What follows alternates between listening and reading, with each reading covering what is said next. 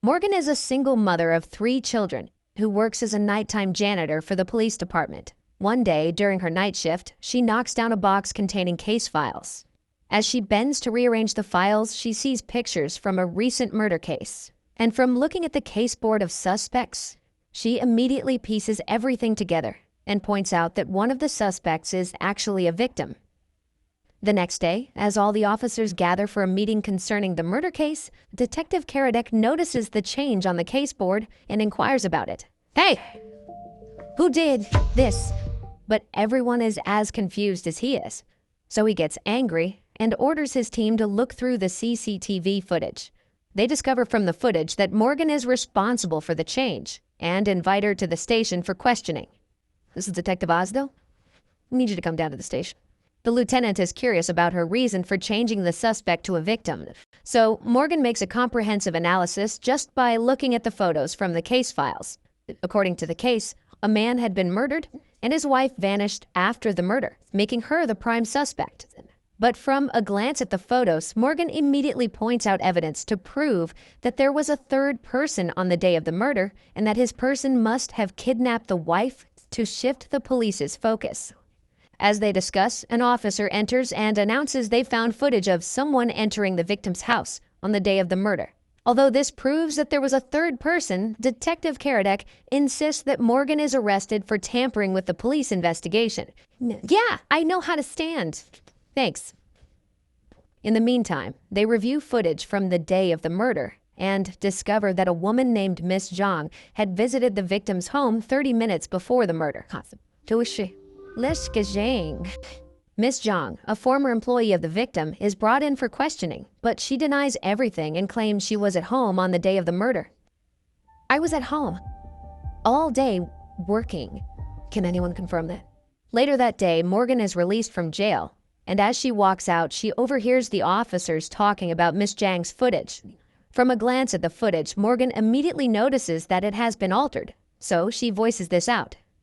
"Video has the wrong date on the timestamp." However, Detective Karadec brushes off her suspicions. As she turns to leave, the lieutenant stops her for an explanation. She explains that the wind blew from south to north in the footage, which shouldn't be the case since winds blow from north to south during the fall in LA. Since the wind was blowing from the south, the footage must have been from months ago. So that's got to be from several months ago. After fact-checking her claims, they realized that the footage had been altered to make Miss Zhang a prime suspect. She's right. Both counts. As Morgan leaves the station, the lieutenant stops her for a discussion. Morgan confesses that she has an IQ of 160 and that she watches a lot of documentaries. The technical term is high potential intellectual. Means you have advanced cognitive abilities. Meanwhile, Detective Karadec meets up with the daughter of the victim, who tells him that weeks before the murder incident, her missing mother, Lynette, had received a secret letter from a woman named Sarah. After the mother read the letter, Sarah killed herself, so the mother became agitated.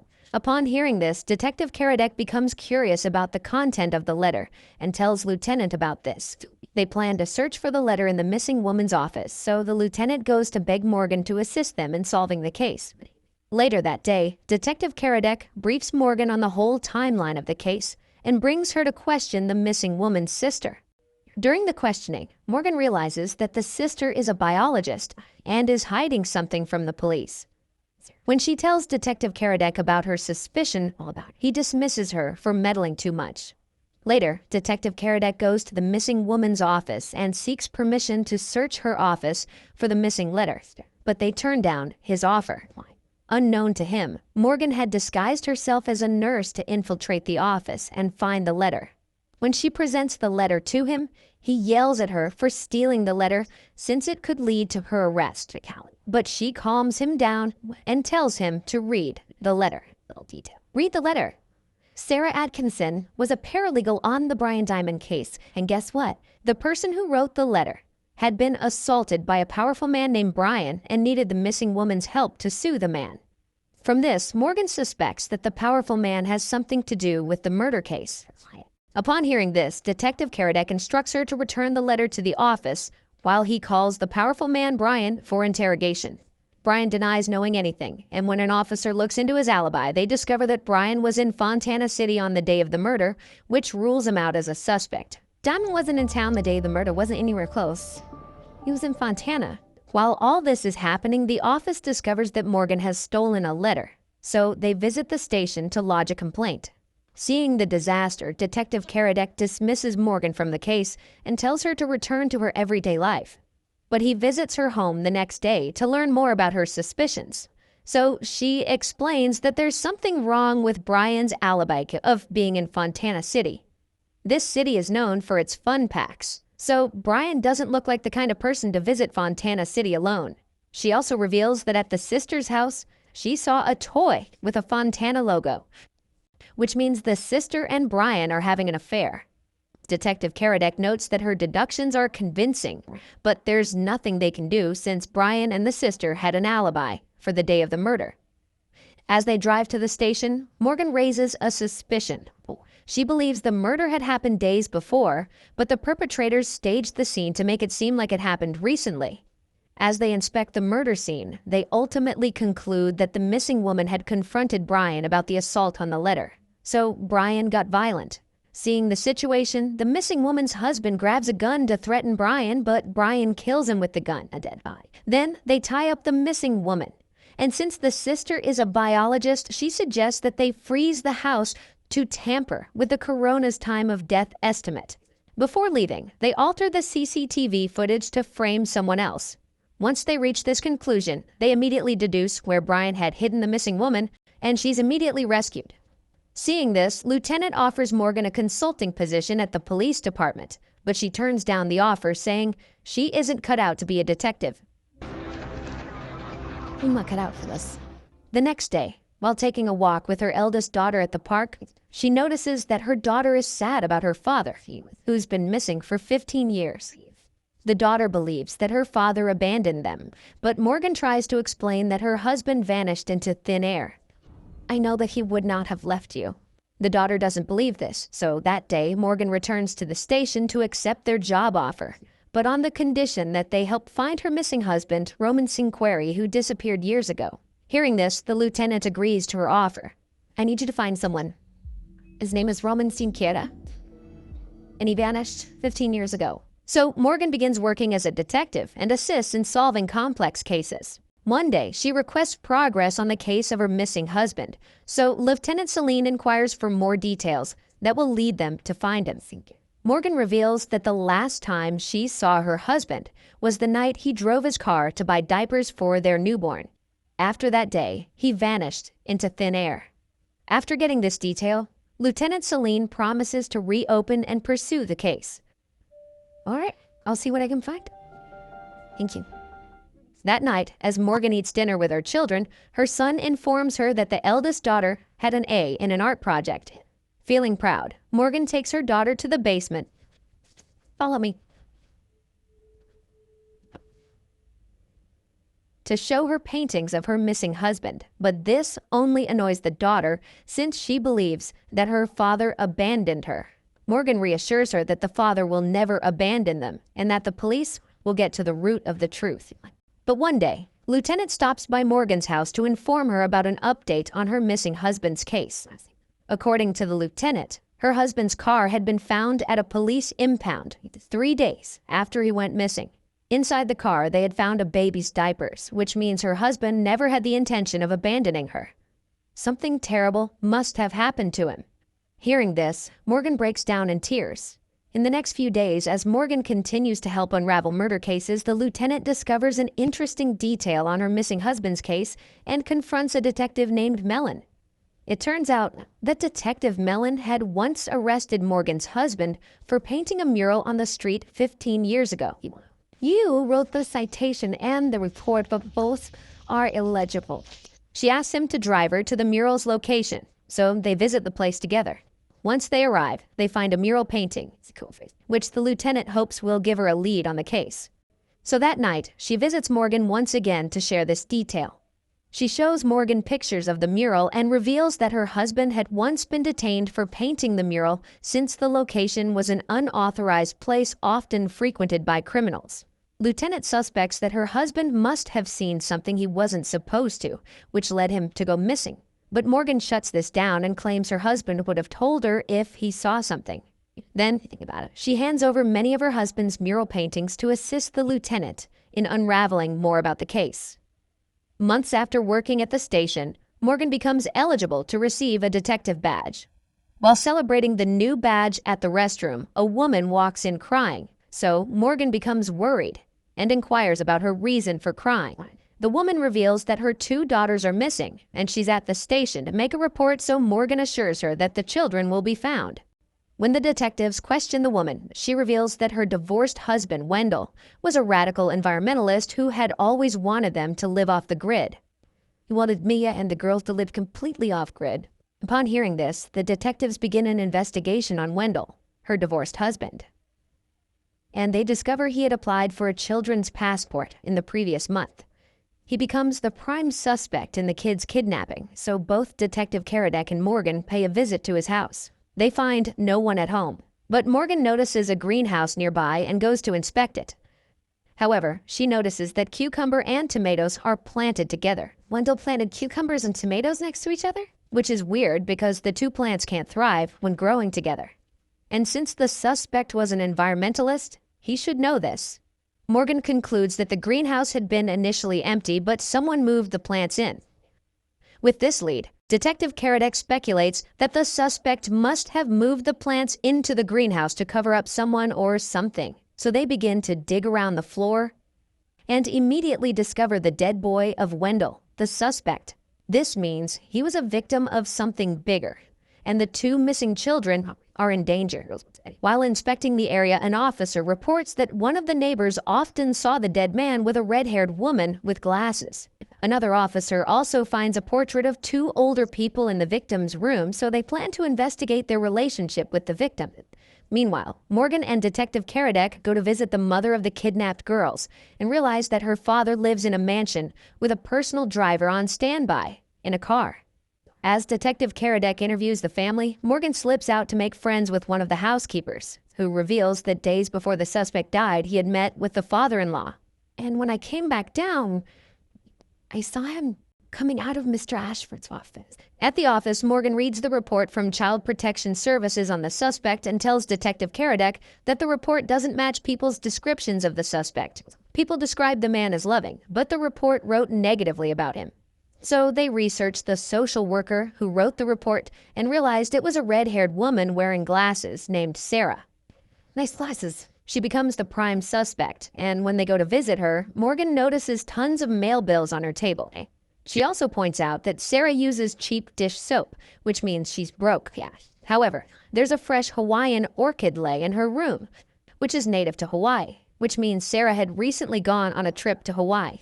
How comfy are those super soft slippers at a luxury 5-star resort? Morgan deduces that Sarah is working with the wealthy father-in-law and has been bribed to write a negative report on the dead man. Hearing this, Sarah immediately confesses that the father-in-law had bribed a lot of people to paint the dead man as a bad person. His father-in-law bought out a lot of people, and then it was time to stop. So they immediately go to arrest the father-in-law. One of the drivers at the house also confesses that the father-in-law had gone somewhere on the day of the murder. During interrogation, Detective Karadec speculates that the father-in-law had hired a hitman to deal with the dead man because the man had evidence about his unethical business practices. Although the father-in-law denies this claim, he succumbs to pressure after Detective Karadec is convinced that the hitman may have something to do with the kidnapped children. They immediately go to arrest the hitman, but the children are nowhere to be found. Now, back to square one. The detectives begin to suspect that the mother of the kidnapped children must have a motive for killing her ex-husband since he had the intention of exposing her father's unethical business practices. Upon hearing this, Morgan flares up and tries to exonerate the mother, but the detectives insist on putting her on the suspect list. Suddenly, an officer announces that the mother of the kidnapped girls had been caught withdrawing a huge amount from the bank and had gone missing ever since. Mia Ashford withdrew $100,000 just before the bank's closed today. With this, the detectives speculate that the mother had killed her ex-husband and kidnapped the kids to keep them from talking. This speculation leads to an argument between Morgan and Detective Karadec. That night, as Morgan watches the news on the kidnapped girls, she notices an artifact behind the girl's photo and recalls not seeing it when she went for inspection at the house, which means someone had taken it. Nothing was missing, so something was switched. With this lead, she browses the internet about Chinese artifacts and traces a store that sells artifacts. At the store, she runs into the kidnapped girl's mother and asks why she wants to sell the artifact. So the woman confesses that the kidnapper had reached out for a ransom, so she needed cash to get her girls released. She believes reporting to the police will put her daughters in danger, so Morgan decides to help. They inform Detective Karadec about the development, so he proposes to go with the mother to the ransom exchange location. The mother arrives at the location and gives the bag of money to the kidnapper, but he escapes without releasing the daughters. As everyone panics, Detective Karadec reveals he had placed a tracker in the money bag, so they set out to trace the kidnapper's car. But they find the car on fire with no children in it. As Morgan inspects the burnt car, she turns on the radio so the broadcast automatically switches to a betting station. At this, she immediately remembers that during their visit to the wealthy father-in-law's house, one of the drivers was listening to a betting broadcast, and that his car was parked in a way that allowed him to see the kidnapped girl's mother's room. With this, Morgan concludes that the driver was in love with the mother. So he orchestrated the kidnapping to extract money from the family and live a life worthy enough to ask out the mother. He had also killed the children's father and buried him in the greenhouse in order to kidnap the girls. During interrogation, the driver reveals he had kidnapped and hid the girls on a mountain, but they managed to escape. As the police search for the girls on the mountain, they discover that the little girls had set rescue clues due to the teaching from their father, who was an environmentalist. With this, they're able to locate the little girls through clues and return them to their worried mother. The next day, Morgan brings her daughter to work to fulfill a promise. While showing her daughter around the office, the girl excuses herself to use the bathroom. At the same time, a strange woman walks into the station and snatches a gun from an officer. She holds everyone hostage and claims there's a bomb planted in different parts of the station. As her partner in crime grabs all the officers' phones, Morgan manages to send a text to her daughter to leave the building. The daughter receives the text, and as she's about to leave, she hears a gunshot from her mother's office, so she hesitates. Meanwhile, the two criminals hold the detectives hostage and explain that one of their friends is about to be charged with a murder he didn't commit. So, they want the detectives to find evidence that could prove his innocence. Outside the station, Lieutenant and Detective Karadec run data on the two criminals and discover they're former U.S. military soldiers. The soldiers put a call to Lieutenant, informing her to find evidence that could prove their friend's innocence, or else everyone dies. Is everyone there all right? Unknown to them, Morgan's daughter hasn't left the building. Meanwhile, Lieutenant and Detective Karadec gather data on the case to prove the friend's innocence. According to the previous investigation of the case, a senior military soldier had been killed in an RV van with all the evidence pointing to a man named Logan, who was immediately arrested. However, his friends claim he's innocent. As the lieutenant carries on their investigation outside the station, the two military soldiers holding the detectives captive force them to revisit the crime's case board. One of the detectives looks at the board and confirms that all evidence points to Logan. At this moment, Morgan interrupts to point out that something is missing from the crime scene. It's a small detail showing a blood stain with a perfect corner, which means someone had removed a file or paper after the blood spilled. Look where it stops. That's a perfect corner. Something was there when Frank was killed, and then gone before the police arrived. With this lead, Morgan seeks permission to contact the detectives outside. She instructs Detective Karadec to search the dead victim's RV van for any printed paper, but he doesn't find anything. But he decides to look through the victim's computer to find the last file the victim was working on. He discovers that the victim was writing up a paper to punish an unknown soldier. He was in Form 458. It's a charge form. Brings a soldier in front of a military tribunal. While everyone is shocked at this, the male captor discovers Morgan's daughter hiding in the corner. So they bring her to join the other captives. Meanwhile, Detective Karadec invites the victim's daughter for interrogation, and she reveals that her father had missed their dinner date before his death due to being busy. Last Monday was actually the first dinner he canceled in years. So Detective Karadek suggests that Morgan look through the victim's phone location history on the day he missed a date with his daughter. Looking through the phone, Morgan discovers that the dead victim had gone to a place known for its drug dealership before driving to a detox center. So the lieutenant instructs an officer to dig up data of any soldier related to the victim who is dealing with drug abuse. Meanwhile, the male captor begins to grow anxious due to the delay in the investigation. He tries to convince his partner not to trust the police, but she calms him down. Using this opportunity, an officer attempts to subdue the captors, but mistakenly gets shot in the leg. Morgan pleads for immediate medical attention, but the captors refuse. So, Morgan reveals that the female captor is pregnant and in a relationship with Logan, the wrongly imprisoned man. Upon hearing this, the other captor starts an argument, believing his partner in crime betrayed him, but they immediately settle the issue. No one is lying to you. Morgan uses emotional manipulation to convince the captor to let the officer receive medical help. So, they agree to send out the injured officer together with Morgan's daughter. Meanwhile, Detective Karadek visits the last location of the dead victim and quickly informs the lieutenant that the victim was last seen with a blonde grunt man. However, the CCTV footage is blurry, so the captors are unable to make out the face. This leads to a tense argument between the two captors, with the man claiming that the police are going nowhere with the case. The woman tries to calm him, but he flares up more. At the corner, Morgan pieces the case together and settles on a speculation. She points out that from the previous investigation, they discovered that the dead victim had bought a tracking device days before his death, which means he had been tracking someone when he visited the drug dealership center.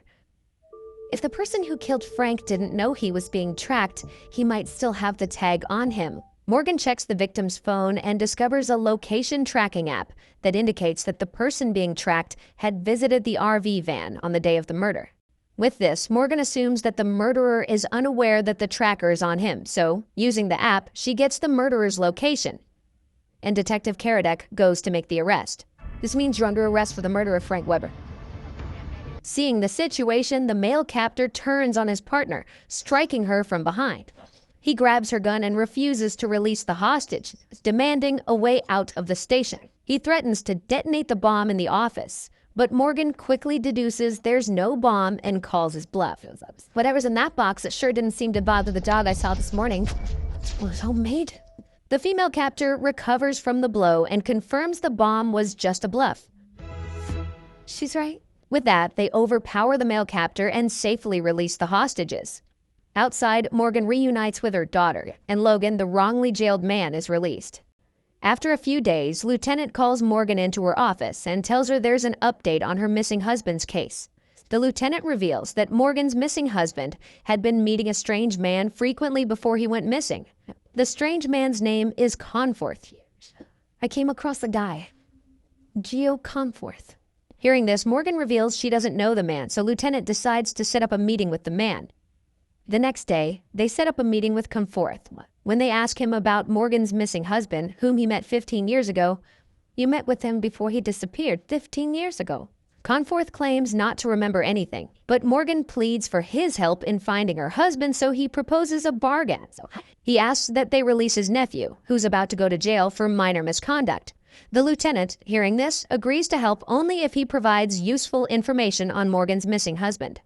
That next day, Lieutenant calls Detective Karadek into her office and fills him in on Morgan's missing husband's case. Then, she asks for his help in releasing Conforth's nephew from jail. That night, as Morgan closes from work, she runs into Conforth, who asks for a ride in her car. In the car, he tells her he'll be leaving town soon, but will provide useful information about her missing husband when he returns. So, Morgan returns to her daily life of solving murder cases with the detectives. One day, the lieutenant invites all the detectives at the office to a police gala event hosted for all the detectives in town. That means every single one of you is going to be there and looking sharp. However, their excitement soon dies down when Detective Karadek receives an email from an anonymous sender. The email contains photos of a man being held hostage with a sign that says, 2 hours to make your move.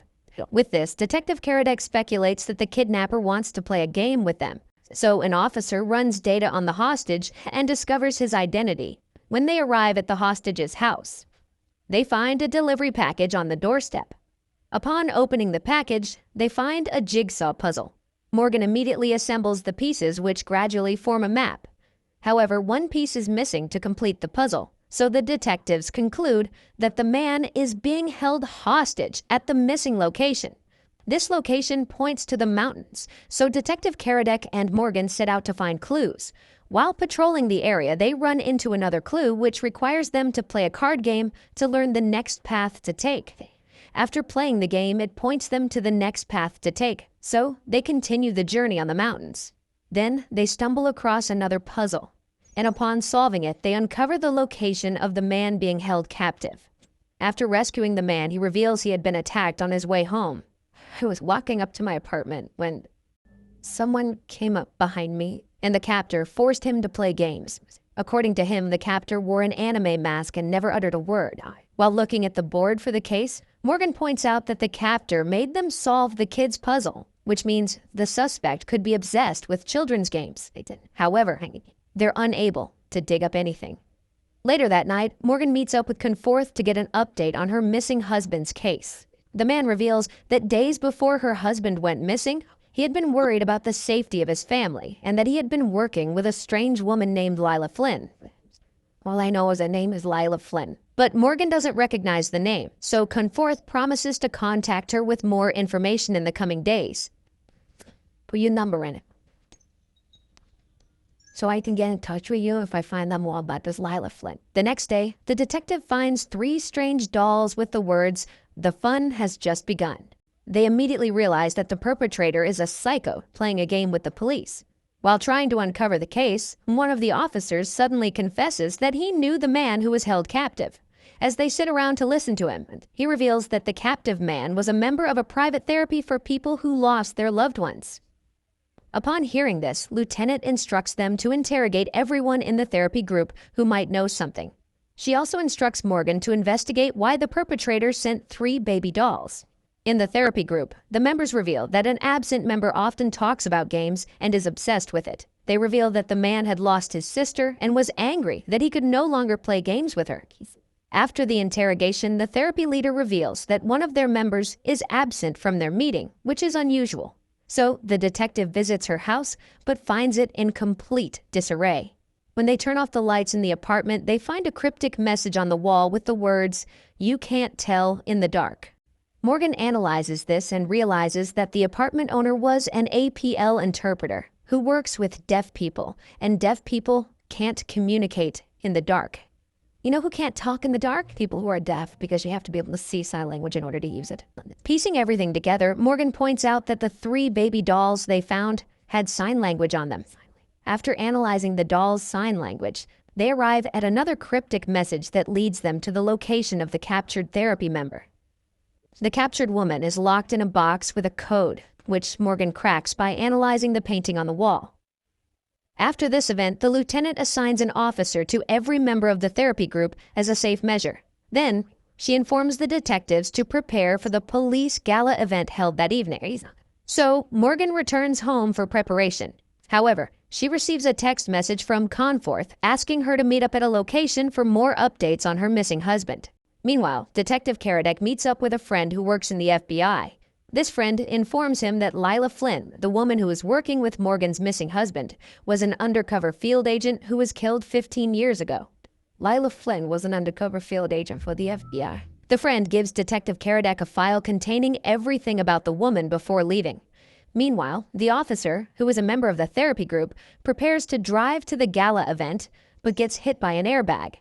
Then, a strange man with an anime shows up. While this is happening, all the detectives turn up for the gala event, but they soon notice that an officer is missing, so one of them volunteers to visit his house. At the same time, Detective Karadec requests a dance with Morgan and convinces her to let him meet up with Conforth and solve her missing husband's case. Later that night, they discover that the officer had been kidnapped by the psycho gamer and left some puzzles in his car.